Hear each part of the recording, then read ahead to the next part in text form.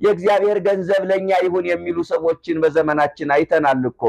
በእግዚአብሔር ገንዘብ ኑሯቸውን የሚያሸንፉ ቤት የሚሰሩ መኪና የሚገዙ ፎቅ የሚገነቡ ሀፊረ ገጽ የሚባል ነገር ከውስጣቸው ሙጥጥ ብሎ የጠፋባቸው ፈሪሃ እግዚአብሔር ካይምሯቸው ውልቅ ብሎ የወደቀባቸው የቅድስና ልብሳቸውን አውልቀው የጣሉ በስጋዬ ይቀስፈኛል በነፍሴ ይፈርድብኛል ብለው ማሰብ የማይችሉ ነውር ጌጣቸው የሆኑ ሰዎችን ያፈራንበት ዘመን ከእሴት ያፈነገጡ ከሰውነት ባህሪ የወጡ ከሞራል ልዕልና የወረዱ የሃይማኖት ድሃ የምግባር ድሃ የሆኑ የእውቀት ድሃ የሆኑ መንፈሳዊነት የማይታያቸው ከመንፈሳዊው ዓለም ጨርሰው የራቁ ሽፍቶችን የምናይበት ዘመን ላይ ደርሰናል እኮ ወገኖች። የእግዚአብሔር ገንዘብ ለኛ ይሁን ማለት ከጀመርነ ነፍሰ ገዳይ ነው ምን ሆነው፣ ነፍሰ ገዳዮች ነው ምን ሆነው።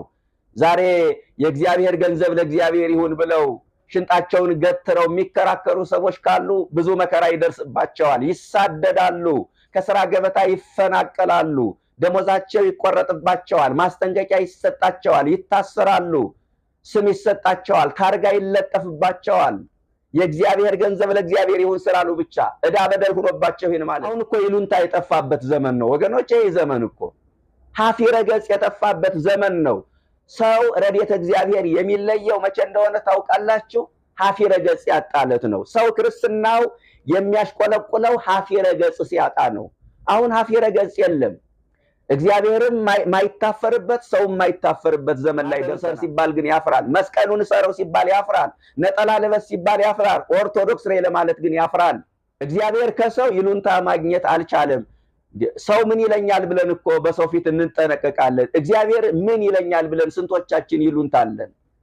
በእግዚአብሔር ፊት ይሉንታ የሌለው ሰው አለ። በሰው ፊት ይሉንታ ቆሟል። ርስቱ፣ ሀብቱ፣ ጸጋው፣ በረከቱ ለኛ የሚሆነው የርስቱን ጌታ ማክበር ከቻልነ ብቻ ነው። ርስት የተባለች መንግስተ ሰማይ ነች። ዓይን ያላያት ጆሮ ያልሰማት በሰው ልብ ያልታሰበች እግዚአብሔር ለወዳጆቹ ያዘጋጃት አግኝተን ማናጣት ገብተን ማንወጣባት በዘር በቋንቋ ተዋድነን ግጭት ማንፍ ነው በዚህ ዓለም የተከለን በቤቱ የተከለን ውብና ድንቅ አድርጎ የፈጠረን በመዳፉ የቀረጸን በእጆቹ የሰራን ተካያችን እግዚአብሔር ነው። እኛ የቤተሰቦቻችን ውጤት አይደለንም። የተከለን እግዚአብሔር ጌታ አንዳንድ ጊዜ በመከራም ይጨምቀናል አይደለ? ወይን ካልተጨመቀ አይጠጣም። ክርስትናችን ጣዕም የሚኖረው በመከራ ስንታሽ ነው። በትግል ያሸናል፣ በመከራ ያሸናቱ ፍሬ ፈላጊዎች ናቸው። ወደኛ የሚላኩት የጸሎታችሁ ፍሬ የት ነው? የንስሐችሁ ፍሬ የት ነው? የቁርባናችሁ ፍሬ የት ነው? የአስራታችሁ ፍሬ የት ነው ብለው ይጠይቁናል። ጠያቂዎች ናቸው፣ ፍሬ ፈላጊዎች ናቸው። ፍሬ ካላፈራን ምድሪቱን ለምን ያጎሳቁላል ይላል እግዚአብሔር። ተክለ ሃይማኖት የኖረባትን ምድር ለምን ያጎሳቁላል? 7 ዓመት ቆሞ የጸለየባትን ምድር ለምን ያጎሳቁላል? እነ ቅዱስ ያሬድ እና አባ ዘጊዮርጊስ ዘጋስጫ በድርሰታቸው ያስጌጧትን ምድር ለምን ያጎሳቁላል? ቅዱስ ክርስቶስ ሰምራ አሳ በወዷ እስኪመላለስ ድረስ በባህር ላይ ቆማ የጸለየችበትን ምድር ለምን ያጎሳቁላል?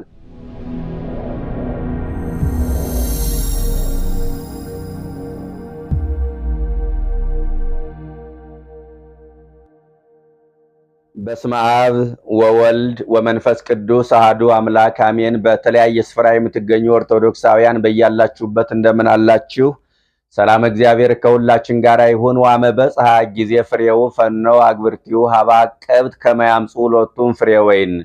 የወይኑ ፍሬ በደረሰ ጊዜ ባሮቹን ፍሬውን ሊቀበሉ ወደ ገበሬዎች ላከ ይላል የትምህርታችን ርዕስ ነው። በቅዳሴው ክፍለ ጊዜ ከሚነበብልን የወንጌል ክፍል መካከል የተወሰደ ኃይለ ቃል ነው። የማቴዎስ ወንጌል ምዕራፍ 21 ቁጥር 34 ላይ ተመዝግቦ ታገኙታላችሁ። በዚህ ኃይለ ቃል የዕለቱን ወንጌል እንማማራለን። ከቁጥር 33 ጀምሮ እስከ 46 ቅዳሴ ላይ የሚነበብ ይሆናል። ቅደም ተከተሉን ጠብቀን እግዚአብሔር በረዳን መጠን እስከ ቁጥር 42 ያለውን ሐሳብ አንስተን እንነጋገራለን። ምሳሌው ሲጀምር እንዲህ ይላል። ካሊተ ምሳሌ ስሙ፣ ሌላ ምሳሌ ስሙ፣ ሁለተኛ ምሳሌ ስሙ ይላል። በምሳሌ የተሰጠ ትምህርት ነው። የክርስቶስ ትምህርቶች ምሳሌ ይበዛባቸዋል። በምሳሌ ያስተማረበት ጊዜ አለ፣ ያለ ምሳሌ ደግሞ ያስተማረበት ጊዜ አለ። በምሳሌ ካስተማራቸው ትምህርቶች መካከል አንዱ የክፍለ ምዕራፍ ነው። ብሲ ባለቤት ተከለ አጸደ ወይን ወገብረ ሎቱ ጸቆነ ወከረ ውስቴቱ ምክያደ ወሐነጸ ማይፈደ ወሴመ ሎቱ አቅብተ ወሃቦም ወነገደ ይላል። ባለቤት ወይን ተከለ፣ ቅጥር ሰራለት፣ የወይኑ መጭመቂያ ጉድጓድ ማሰለት፣ ግንብ ሰራና ለገበሬዎች አከራይቶ ወደ ሌላ ሀገር ሄደ ይላል። እንግዲህ በዛን ወቅት ትልቁ የገቢ ምንጭ የወይን ምርት ነበረ። ባለሀብቱ ባለርስቱ መሬቱ ላይ ርስቱ ላይ ቆሞ ወይን ይተክላል። ወይን ተክሎ ዝም አይልም። ተዋሳያን እንዳይቀርቡ፣ አራዊት እንዳያበላሹት ቅጥር ይቀጥራል፣ አጥር ይሰራል፣ ግንብ ሰርቶ ጠባቂ ይመድባል። የወይን መጭመቂያ ጉድጓድም ይምሳል። ከዛ በኋላ ያለበት አካባቢ ራቅ ስለሚል ለገበሬዎች አከራይቶ ይሄዳል ማለት ነው። እና ዋመ በፀሐይ ጊዜ ፍሬሁ ነው የሚለው። ወይኑ የሚያፈራበት ጊዜ በደረሰ ጊዜ ፍሬውን ሊቀበሉ ባሪዎቹን ወደ ገበሬዎች ላከ። ገበሬዎቹ ግን ባሮቹን ባዩአቸው ጊዜ ይዘው አንዱን ደበደቡት፣ አንዱን ገደሉት፣ አንዱን በድንጋይ ወገሩት ይላል።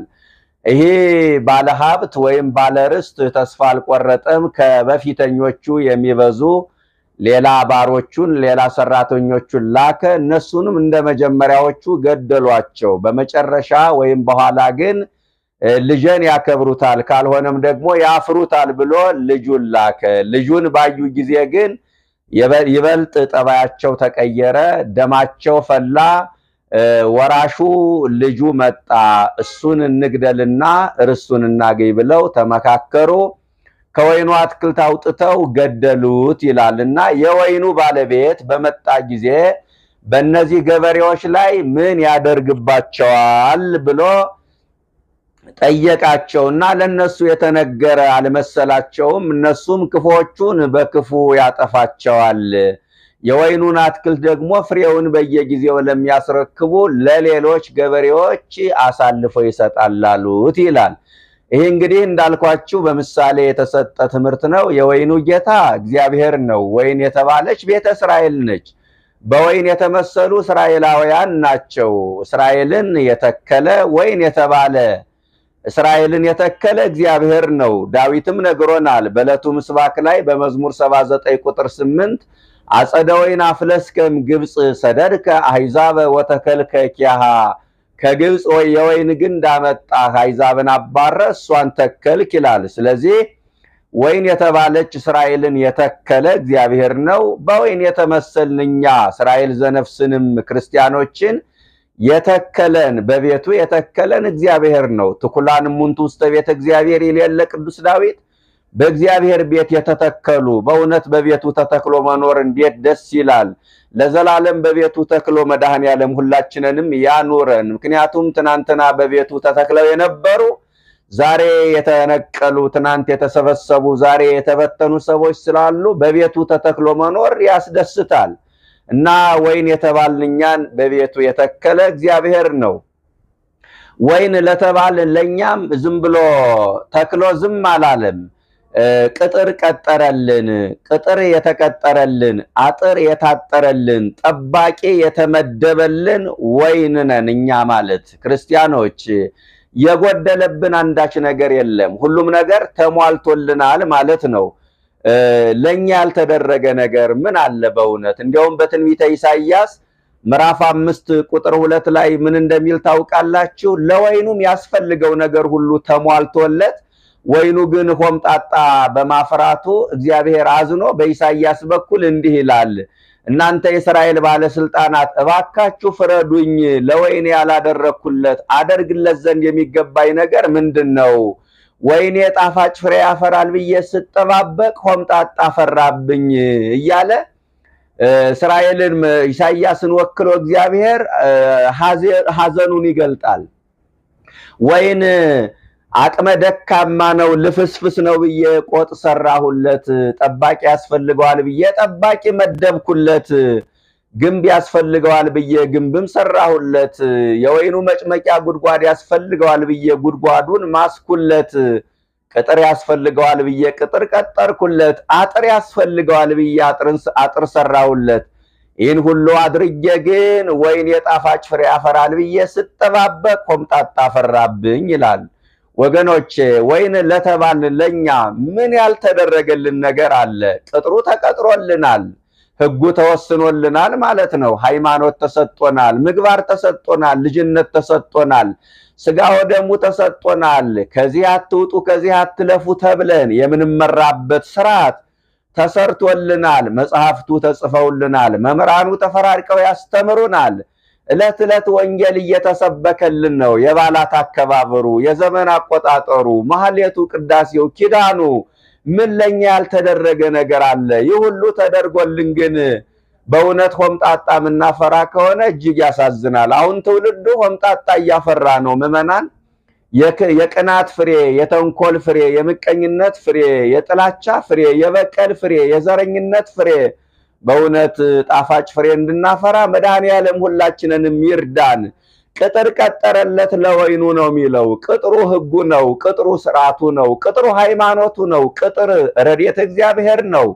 በብዙ ነገር ተጠብቀን ነው የምንኖረው የተዋህዶ ልጆች እና በጣም ይህን ሁሉ ካሟላ ካደረገ በኋላ ፍሬ የወይኑ ፍሬ የሚያፈራበት ጊዜ ደረሰና ባሮቹን ወደ ገበሬዎች ላከ ነው የሚለው። ክርስቲያኖች ከኛ ፍሬ የሚፈልግበት ጊዜ አለና እግዚአብሔር ባሮቹን ይልካል፣ አገልጋዮቹን እግዚአብሔር ይልካል ወደኛ ፍሬ ፈልጎ። ይገርማል። በዚህ ክፍለ ምዕራፍ ላይ አገልጋዮቹን ፍሬ ፈልጎ እንደላከ ይናገራል። በሉቃስ 13 ከቁጥር 8 ጀምሮ ደግሞ ራሱ እግዚአብሔር ፍሬ ፈልጎ ወደ በለሷ እንደሄደ ይናገራል። ለአንድ ሰው በወይኑ ቦታ የተተከለች በለስ ነበረችው ይላል። ምክንያቱም አሁን ከተነሳንበት ወንጌል ጋር አሁን የጠቀስኩት ሐሳብ ስለሚነጻጸር ነው። ተመሳሳይ ይዘት ስላለው ነው ያነሳሁት። እና ለአንድ ሰው በወይኑ ቦታ የተተከለች በለስ ነበረችው። ፍሬ ያገኛለሁ ብሎ ወደ በለሷ ሄደ፣ ከቅጠል በስተቀር ግን ፍሬ አላገኘባትም ይላል።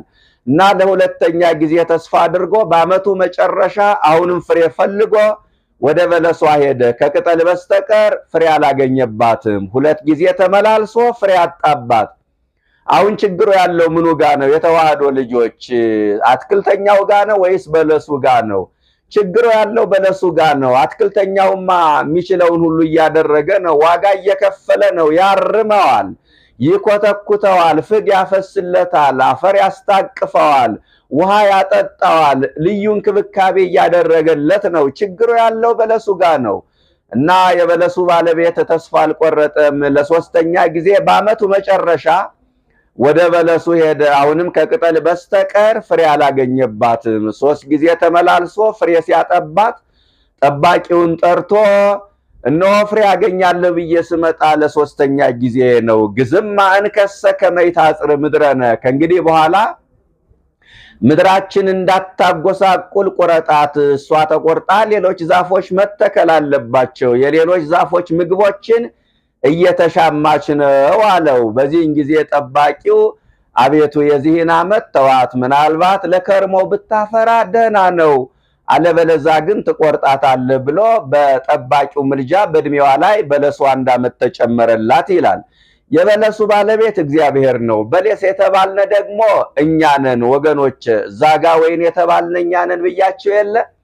ስለዚህ በለስ የተባልነ እኛ ነን። 3 ዓመት ብዙ ትርጉሞች አሉት። በዋናነት ግን 3 ዓመት 3 የእድገት ደረጃዎች ናቸው። ፍሬ እንድናፈራ የተሰጡን የእድል ጊዜያት ናቸው። ወጣትነት፣ ጎልማሳነትና ሽምግልና ማለት ነው። ለ3 ጊዜ ወደ በለሷ እንደሄደ እግዚአብሔር ፍሬ ፈልጎ የበለሱ ባለቤት የኛ ባለቤት እግዚአብሔር ፍሬ ፈልጎ ወደኛ 3 ጊዜ ይመጣል። ይህም 3 ጊዜ ወጣትነት፣ ጎልማሳነትና ሽምግልና ነው።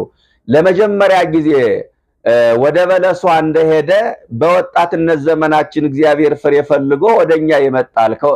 እግዚአብሔር ከወጣቶቹ እግዚአብሔር ፍሬ ይፈልጋል። የተዋህዶ ልጆች ምን አይነት ፍሬ? የፍቅር ፍሬ፣ የሰላም ፍሬ፣ የትዕግስት ፍሬ፣ የቸርነት ፍሬ፣ የበጎነት ፍሬ፣ የእምነት ፍሬ፣ ራስን የመግዛት ፍሬ፣ የቅድስና የድንግልና ፍሬ፣ የጾም የጸሎት ፍሬ፣ የአገልግሎት ፍሬ እግዚአብሔር ከወጣቱ ይፈልጋል ወገኖቼ።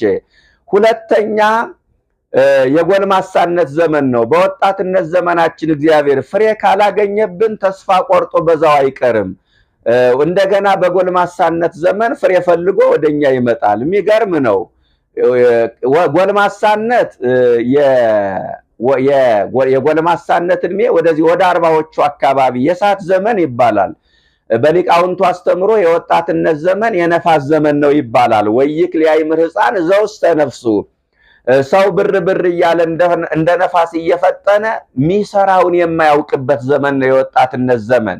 ስሜቱን ብቻ የሚያደምጥበት ለስሜቱ ብቻ ተገዥ የሆነበት ዘመን ነው።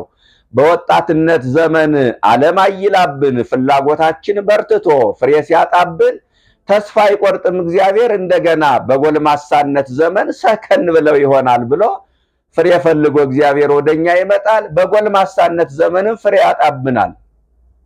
ለሶስተኛ ጊዜ ወደ በለሷ እንደሄደ እንደገና በሽምግልና ወቅት ደግሞ ፍሬ ፈልጎ እግዚአብሔር ይመጣል። ይገርማል። ወይ ተቀየመነ በኃጣዊነ ፍጹመን ማሰን አለ ዮሐንስ አፈወርቅ በቅዳሴው። ስለ ኃጢአታችን ፈጽሞ አልተቀየመብንም። በወጣትነት ዘመን ፍሬ ካላገኘሁባቸው፣ በጎልማሳነት ዘመን ፍሬ ካጣሁባቸው ምን እሰራለሁ አይልም እግዚአብሔር። በእኛ አይቀየምም። በ60 ዓመትም ፍሬ ፈልጎ ይመጣል። በ70 ዓመታችንም በ80 ዓመታችንም እግዚአብሔር ፍሬ ፈልጎ ወደኛ ይመጣል እና ከሽማግሌዎች ፍሬ ይፈልጋል እግዚአብሔር። ምን አይነት ፍሬ?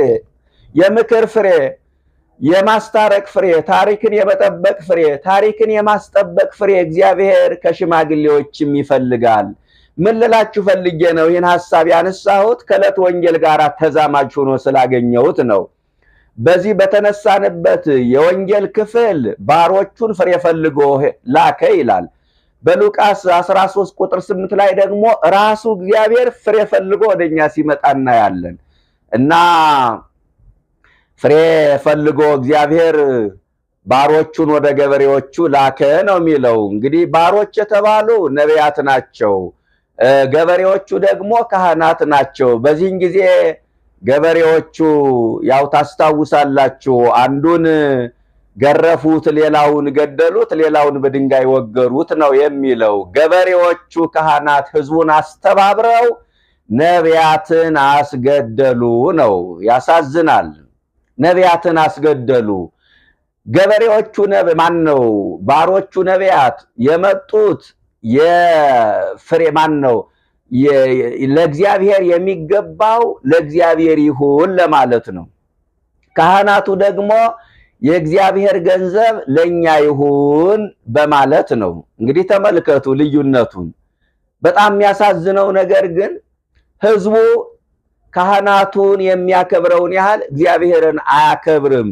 ከባለቤቱ ይልቅ ለተከራይ ሆኗል ህዝቡ። ያሳዝናል። ከባለቤቱ ህዝቡ ለተከራይ ሆኗል። ዛሬም ከባለቤቱ ለተከራይ የሆኑ ምዕመናን ብዙ ናቸው። ቤተክርስቲያን ለምን ተነካሽ ከማለት ይልቅ እነ እገሌ ለምን ተነኩ የሚሉ፣ ለቤተክርስቲያን ዘብ ከመቆም ይልቅ ለግለሰብ ሽንጣቸውን ገትረው የሚከራከሩ እንዲህ አይነት ሰዎችን አፍርተናል። የተዋህዶ ልጆች አድናቂ አማኝ ሳይሆን አድናቂ አፍርተናል። ደቀ መዝሙር ሳይሆን ቲፎዞ አፍርተናል። ለተከራይ ዘብ የሚቆሙ ሰዎችን ያፈራንበት ዘመን ቢኖር ይሄ ዘመን ነው ወገኖቼ። በጣም ያሳዝናል። ገበሬዎቹ እኮ ከባለቤቱ ተከራይተው ነው የሚኖሩት። ህዝቡ ለተከራይ ሆኗል ወገኖቼ። ይህንን ሁላችንም እናውቃለን። ለተከራይ ሆኗል።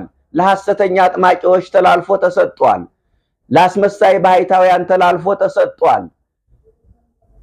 ግብራቸው የቤተ ክርስቲያን የማይመስሉ ግብራቸው ምንም ሃይማኖታዊ ልብሳቸው ብቻ አርማቸው ብቻ የቤተ ክርስቲያን የሚመስሉ ነገር ግን ቤተ ክርስቲያን ለማታውቃቸው ለሐሰተኛ አጥማቂዎች ለሐሰተኛ ባሕታውያን ህዝቡ ተላልፎ ተሰጥቷል።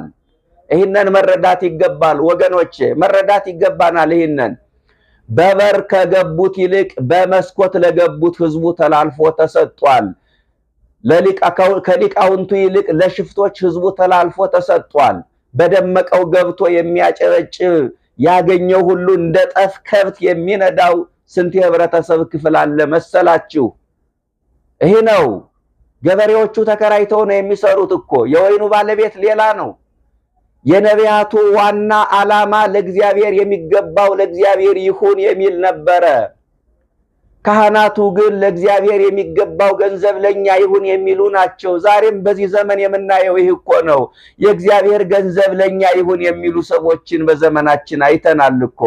በእግዚአብሔር ገንዘብ ኑሯቸውን የሚያሸንፉ፣ ቤት የሚሰሩ፣ መኪና የሚገዙ፣ ፎቅ የሚገነቡ፣ ሀፊረ ገጽ የሚባል ነገር ከውስጣቸው ሙጥጥ ብሎ የጠፋባቸው፣ ፈሪሃ እግዚአብሔር ካይምሯቸው ውልቅ ብሎ የወደቀባቸው፣ የቅድስና ልብሳቸውን አውልቀው የጣሉ፣ በስጋዬ ይቀስፈኛል በነፍሴ ይፈርድብኛል ብለው ማሰብ የማይችሉ ነውር ጌጣቸው የሆኑ ሰዎችን ያፈራንበት ዘመን ነው። ከባህል ከወግ ከእሴት ያፈነገጡ፣ ከሰውነት ባህሪ የወጡ፣ ከሞራል ልዕልና የወረዱ፣ የሃይማኖት ድሃ፣ የምግባር ድሃ የሆኑ፣ የእውቀት ድሃ የሆኑ፣ መንፈሳዊነት የማይታያቸው፣ ከመንፈሳዊው ዓለም ጨርሰው የራቁ ሽፍቶችን የምናይበት ዘመን ላይ ደርሰናል እኮ ወገኖቼ። የእግዚአብሔር ገንዘብ ለኛ ይሁን የሚሉ አያችሁ። እና የእግዚአብሔር ገንዘብ ለኛ ይሁን ሲሉ ገበሬዎቹ ካህናት ባሮቹ ነቢያትን ገደሉ። አንዳንድ ጊዜ ታስታውሳላችሁ፣ የእግዚአብሔር ገንዘብ ለኛ ይሁን ማለት ከጀመርነ ነፍሰ ገዳይ ነው ምን ሆነው፣ ነፍሰ ገዳዮች ነው ምን ሆነው። ዛሬ የእግዚአብሔር ገንዘብ ለእግዚአብሔር ይሁን ብለው ሽንጣቸውን ገትረው የሚከራከሩ ሰዎች ካሉ ብዙ መከራ ይደርስባቸዋል፣ ይሳደዳሉ፣ ከስራ ገበታ ይፈናቀላሉ፣ ደሞዛቸው ይቆረጥባቸዋል፣ ማስጠንቀቂያ ይሰጣቸዋል፣ ይታሰራሉ፣ ስም ይሰጣቸዋል፣ ታርጋ ይለጠፍባቸዋል። የእግዚአብሔር ገንዘብ ለእግዚአብሔር ይሁን ስላሉ ብቻ ዕዳ በደል ሆኖባቸው ይህን ማለት በዚህ ወንጌል ክፍል የምናየው ይህ ነው ወገኖቼ፣ ይህ ነው። አስገደሏቸው። የእግዚአብሔር አገልጋዮቹን ነቢያትን ለእግዚአብሔር የሚገባው ለእግዚአብሔር ነው በማለታቸው ገበሬዎቹ የባለቤትነት ስሜት ተሰማቸው፣ የባለቤትነት ስሜት ተሰማቸው። ባሮቹ ነቢያት ደግሞ ለእግዚአብሔር የሚገባው ለእግዚአብሔር ይሁን አሉ። በዚህ ምክንያት አስገደሏቸው። በመጨረሻ ልጄን ያፍሩታል ብሎ ልጁን ላከ። አያችሁ፣ እንደው ያምኑበታል እኮ አይደለም፣ ያከብሩታል አይደለም፣ ይሰግዱልታል፣ ይታዘዙለታል። ቢያንስ እንኳን ቢያፍሩት ይሉንታ ቢይዛቸው። አሁን እኮ ይሉንታ የጠፋበት ዘመን ነው ወገኖቼ። ይህ ዘመን እኮ ሀፊረ ገጽ የጠፋበት ዘመን ነው። ሰው ረድኤተ እግዚአብሔር የሚለየው መቼ እንደሆነ ታውቃላችሁ? ሀፊረ ገጽ ያጣለት ነው። ሰው ክርስትናው የሚያሽቆለቁለው ሀፊረ ገጽ ሲያጣ ነው። አሁን ሀፊረ ገጽ የለም። እግዚአብሔርም ማይታፈርበት ሰው ማይታፈርበት ዘመን ላይ ደርሰናል። በአደባባይ ነውርን የሚፈጽም በአደባባይ ነውር የሚናገሩ ተገላልጠው የሚሄዱ የአራዊትን ስል የሚያስነቅሱ ሰዎችን ምናይበት ዘመን ነው። ሰው በማያሳፍረው ነገር ላይ ያፍራል፣ በሚያሳፍረው ነገር ላይ አያፍርም። ተገላልጦ ሲሄድ እንዳሉት የማይገባ ነገር ሲያደርግ ሲዳራ በአደባባይ ነውር ሲፈጽም ሰው አያፍርም። ማተብ ሰር ሲባል ግን ያፍራል። መስቀሉን ሰረው ሲባል ያፍራል። ነጠላ ልበስ ሲባል ያፍራል። ኦርቶዶክስ ነኝ ለማለት ግን ያፍራል። የሚያሳፍረውንና የማያሳፍረውን ነገር ለይተን እንወቅ። ይትፈር በእንተ ሙቁ ለክርስቶስ ነው የሚለው። የክርስቶስ እስረኛ በመሆን አትፈር። ማተብ በማሰራችን መስቀል በማጥለቃችን አንፈር። ዛሬ ማተብ ማሰር መስቀል ማጥለቅ የሚያሳፍራቸው ሰዎች አሉ። በሚሰሩበት መስሪያ ቤት ሃይማኖታቸው ምን እንደሆነ ባይታወቁ ቤተክርስቲያን መሄዳቸው ገዳም መሳለማቸው ባይሰማባቸው ደስ የሚላቸው ስንት ሰዎች አሉ መሰላችሁ? አፍረው በሃይማኖት ከማይመስሏቸው ሰዎች ጋር በቤተክርስቲያን ሲያልፉ ተሳልመው ለማለፍ የሚከብዳቸው ስንት ሰዎች አሉ። በሃይማኖት ከማይመስሏቸው ሰዎች ጋር መንገድ ላይ ካህን ካዩ አይተው እንዳላዩ ገሸሽ የሚሉ ስንት ሰዎች አሉ መሰላችሁ? በሃይማኖት ከማይመስሏቸው ሰዎች ጋር ግሮሰሪ ውስጥ ገብተው ስመ እግዚአብሔር ጠርተው አቡነ ዘበሰማያት ደግሞ በስማም ብለው ለመብላት የሚያፍሩ ሰዎች አሉ፣ ኋላ ቀር ላለመባል። አያችሁ፣ አንዳንድ ጊዜኛ በማያሳፍረው ነገር ላይ እናፍራለን፣ በምናፍርበት ነገር ላይ ደግሞ አናፍርም። ነውር ጌጣችን የሚሆንበት ሰዓት አለ። ልጄን ቢያንስ ያፍሩታል ብሎ ልጁን ላከ። ቢያፍሩት አሁን እኮ እግዚአብሔር እንዲያው ቅድም እንዳልኳችሁ እንዲያው ማመኑ መታዘዙም ቀርቶ እኮ በሰው እግዚአብሔር እኮ እንዲያው ከሰው ይሉንታ ማግኘት እንኳን አልቻለም። እግዚአብሔር ከሰው ይሉንታ ማግኘት አልቻለም። ሰው ምን ይለኛል ብለን እኮ በሰው ፊት እንጠነቀቃለን። እግዚአብሔር ምን ይለኛል ብለን ስንቶቻችን ይሉንታለን? በእግዚአብሔር ፊት ይሉንታ የሌለው ሰው አለ። በሰው ፊት ይሉንታ ቆሟል። እግዚአብሔር ምን ይለኛል የማይል ትውልድ እኮ የተፈጠረበት ዘመን ቢኖር ይህ ዘመን ነው። እናንተ በጣም ነው የሚያስፈራው፣ የሚያሳዝን ነው። እና ልጅን ያፍሩታል ብሎ ልጁን ላከ። ልጁን ሲያዩት ግን ርስቱን ልጁን ገለን ወራሽ እሱ ነውና እሱን ገለን ርስቱን እንውረስ ብለው ከወይኑ አትክልት ከኢየሩሳሌም አውጥተው ክርስቶስን በቀራንዮ ሰቀሉት፣ ገደሉት። ስለገደሉት ግን ርስቱን ማግኘት አይቻልም። ርስቱ የነሱ የሚሆነው የርስቱን ባለቤት ማክበር ከቻሉ ብቻ ነው። እየሰማችሁ ነው የተዋህዶ ልጆች? ርስቱ ለኛ የሚሆነው የርስቱን ባለቤት ካከበርነ ብቻ ነው። ርስቱ፣ ሀብቱ፣ ጸጋው፣ በረከቱ ለኛ የሚሆነው የርስቱን ጌታ ማክበር ከቻልነ ብቻ ነው። ርስት የተባለች መንግስተ ሰማይ ነች። ዓይን ያላያት ጆሮ ያልሰማት በሰው ልብ ያልታሰበች እግዚአብሔር ለወዳጆቹ ያዘጋጃት አግኝተን ማናጣት ገብተን ማንወጣባት በዘር በቋንቋ ተዋድነን ግጭት ማንፈጥርባት ርስተ መንግስተ ሰማይ ነች። እሷን ማግኘት የሚቻለው የርስቱን ባለቤት ማክበር ሲቻል ነው። እና የወይኑ ባለቤት ጌታ በእነዚህ ገበሬዎች ምን ያደርግባቸዋል ሲል ቅድም እንዳልኳችሁ ለነሱ የተነገረ ስላልመሰላቸው ክፎቹን በክፉ ይቀጣቸዋል። የወይኑን አትክልት ደግሞ ፍሬውን በየጊዜው ለሚያስረክቡ ለገበሬዎች አሳልፎ ይሰጣል አለ። በጣም ይገርመኛል። አንዳንድ ጊዜ እግዚአብሔር ለኛ የተናገረ አይመስለንም አይደለ? እንደውና የገሌህን ትምህርት ዛሬ ምን አለ ቢሰሙ ኑሮ ልክልካቸውን እኮ ነው የነገራቸው። ዛሬማ እና የገሌ መኖር ነበረባቸው። ይሄ ትምህርት እኮ ለነሱ ነበር የሚያስፈልገው የሚሉ ሰዎች አሉ። እግዚአብሔር ላልመጣ ሰው አይናገርም፣ ለመጣን ለኛ ነው የሚናገረው። ወገኖቼ የእግዚአብሔር ቃል ለነ የገሌ አይባልም፣ ለኛም ነው የሚያስፈልገው። ይህንን መረዳት ይገባል። ነጥብ እናውጣለትና በአጭር ደቂቃ ትምህርታችንን እንጨርስ። ከዚህም ክፍለ ምዕራፍ ጽንሰ ሐሳቦችን እናውጣ፣ እንጠቅልለው፣ ነጥብ አውጥተን ማለት ነው። አንደኛ የወይኑ ጌታ ተካይ ነው። የወይኑ ጌታ ምንድነው? ተካይ ነው። ባለቤት ወይን ተከል አይደል የሚለው ተካያችን እሱ ነው ወገኖች። እኛን የተከለን እሱ ነው። በዚህ ዓለም የተከለን፣ በቤቱ የተከለን፣ ውብና ድንቅ አድርጎ የፈጠረን፣ በመዳፉ የቀረጸን፣ በእጆቹ የሰራን ተካያችን እግዚአብሔር ነው። እኛ የቤተሰቦቻችን ውጤት አይደለንም፣ የተከለን እግዚአብሔር ነው። ሁለተኛ የወይኑ ጌታ እግዚአብሔር ባለቤት ነው። ባለቤት ወይን ተከል አይደል የሚለው እኛ በራሳችን ላይ ባለቤቶች አይደለንም። ቤተሰቦቻችን በእኛ ላይ ባለቤት አይደሉም። ወላጆቻችን ባለቤቶች አይደሉም። የቅርብ ዘመዶቻችን ወዳጆቻችን ሁሉ በእኛ ላይ ባለቤት አይደሉም። ባለቤቱ እግዚአብሔር ነው። ሶስተኛ አዎ ባለቤቱ እግዚአብሔር ነው።